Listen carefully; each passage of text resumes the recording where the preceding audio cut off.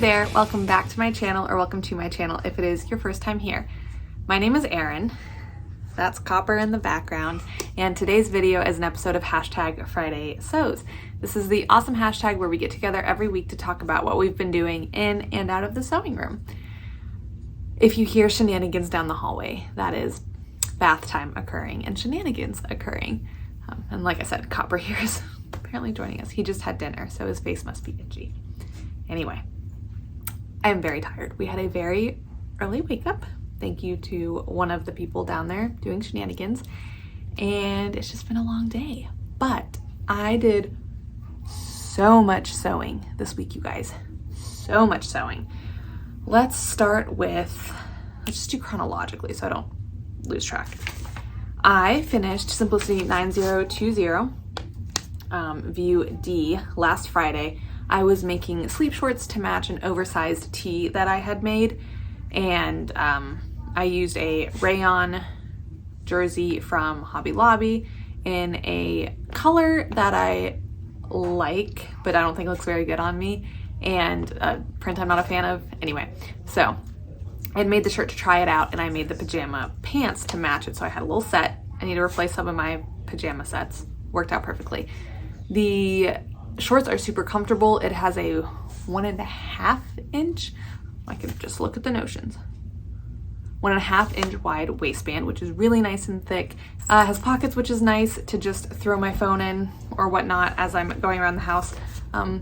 Really nice little pattern. Big fan. I did not do the pocket on the front because I didn't think I would use that. It has inseam pockets, but that could be a fun little decorative detail. And if you want to have maybe that be a contrast and then your shirt be the same as the contrast, if you wanted to stretch some offcuts of yours or remnants from another project, you could definitely do some contrast. I wouldn't really call it color blocking because it's just a pocket, but that could tie in a top and the bottom together if you want them to be matchy. So Simplicity 9020, I really enjoyed it, and I will definitely be making more in the future. I want to do the joggers, which is actually why I bought the pattern, and then I really want to do this shirt because that looks really comfortable too.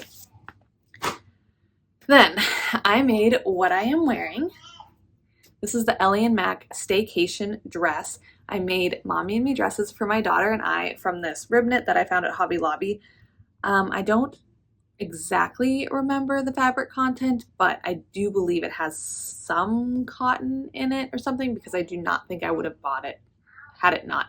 Anything that's only polyester, I just put back, especially this time of year in the South. So it's very comfortable. I wore it today. My daughter wore hers today and we matched. I'll insert a little picture of us at the library. But I am a really big fan of this fabric. I love the color together.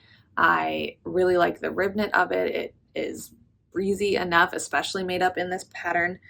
The only thing I don't like is that it is one where when you stretch it, you can see, it's white on the back, you can see it. So I did notice that around some areas of like some of the seams, it's probably hard to tell in the video, around the neckline and stuff, anywhere where I double needled and things like that, twin needled, you do kind of see it, but it's not super noticeable.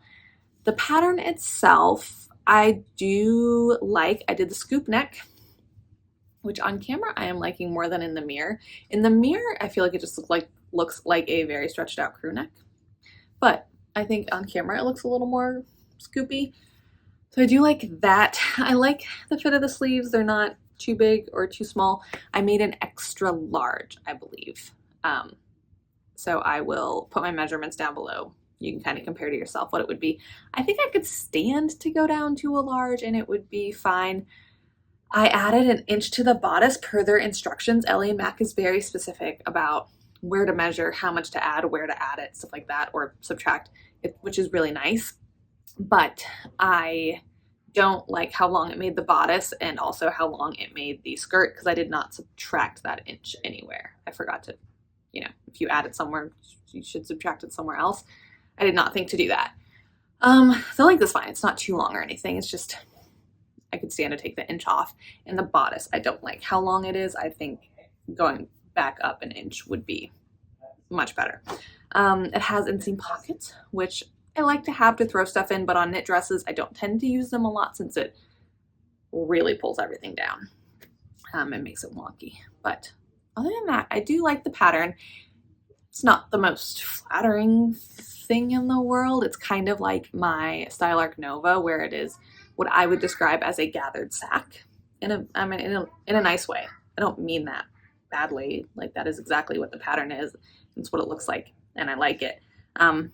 And like I said, I wore it today and it's very, very comfortable. The length is good. I could take the inch off, but the length is good and it's easy to move around in. The only other thing was it does have you use clear elastic when you attach each of the gathered tiers. It says it's optional, but then in the instructions it very much does not feel optional. And the elastic I got is too rigid.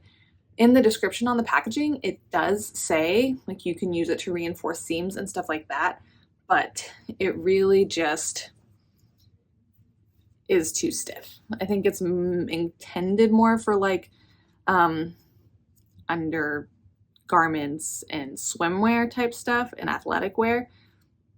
I think it's a little too stiff for this scenario. I thought about trimming it down some. That might help because it has you use 3/8 of an inch elastic, but the seams are 1/4 inch, which is, you know, exactly where your knife is on the serger, at least on my serger. So I ended up with some overlap, and I don't love it, but minor things that I think next time if I got a more pliable clear elastic would be totally solved. So I bought 3 yards of this at Joann's. It was in the clearance section. I paid, I think like $32, $33 for it. I got an adult extra large tiered gathered dress, a 2T tiered gathered dress, no significant notes, same issues on hers. Hers didn't have pockets is the only difference, but I made hers also the 2-tiered. Anyway, and I got bummies. These are the Brindle and Twig bummies, a free pattern. So I got these for her to wear, or got these out of the fabric, made them for her to wear underneath her staycation dress. The pattern I think says they're 2 to 3T.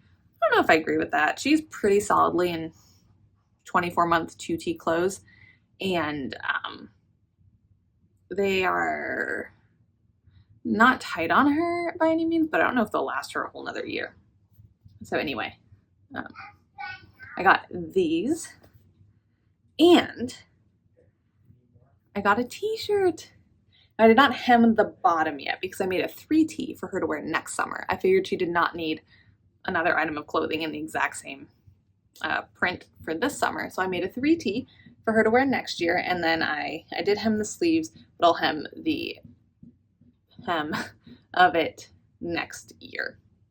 I did put a little label in there that tells me it's a 3T, and in this I have that it's a 2 to 3T, I think is how they classify it on the pattern. Just a little tip, put labels with the size in them. Not just a label to show the back, but I also write the size on the flip side so that I can remember and put them away with all the same size clothes. That is what I finished and am willing to show you. I also sewed 3.5 t-shirts. I have 1 to finish, 2 more to make this weekend, and then I will be all set to film my big t-shirt review that'll be coming out next Wednesday. I sewed the Mandy Boat Tee from Tessuti Patterns, the Core Tee from Closet Core, and I am in the middle of the Stellan Tee from French Navy Patterns. And then I want to sew and I made the Love Notions Classic Tee. And then I am like I said, in the middle of the Stellan Tee, and then I want to make the Anything But Basic Tee and a big 4 pattern, a Simplicity one. I cannot remember the number of it, but then I will be done. Then I will be ready to film the most thorough t-shirt review you've never asked for. So get excited for that. It's going to be a big that I think does it. I thought I would be talking a lot more because I sewed so much this week, but in fact, most of the things I sewed are going to be discussed in that video on Wednesday. So make sure you are subscribed if you are not already subscribed and you want to know a lot about all of the t-shirts that I sewed in the past couple of weeks. It's quite a range, from oversized boxy to classic fit to a boat tee, stuff like that. So that will be coming out on Wednesday and will be where a bulk of the information about my sewing this week will be, if that makes sense. Like I said, I'm pretty tired. I'm gonna go to bed when the toddler does. In terms of life, not much. Just been in our routine, did our normal stuff, went to the library, went to the gym, went to the aquarium because we go all the time. So it has been a really good week, except for a couple early wake-ups, but that's just apparently part of the territory with having a small child who doesn't regulate their own sleep. That does it for this week's episode of Hashtag Friday Sews. I will see you guys on Wednesday for a massive t-shirt video. I'll talk about it in the actual video, but my intention is not that you sit down and watch the whole thing start to finish unless you have the time in your day and want to do that, but more for it to be a reference because I think it's going to be quite long. Thought about breaking it up into parts if I need to, but I really want it to be a one-stop reference. So it's just going to be huge. I don't know if you can hear, but the shenanigans are happening. That does it for today's video. Let me know what you're up to in the sewing room. Let me know what you're up to in life. And I will see you guys on Wednesday. Bye.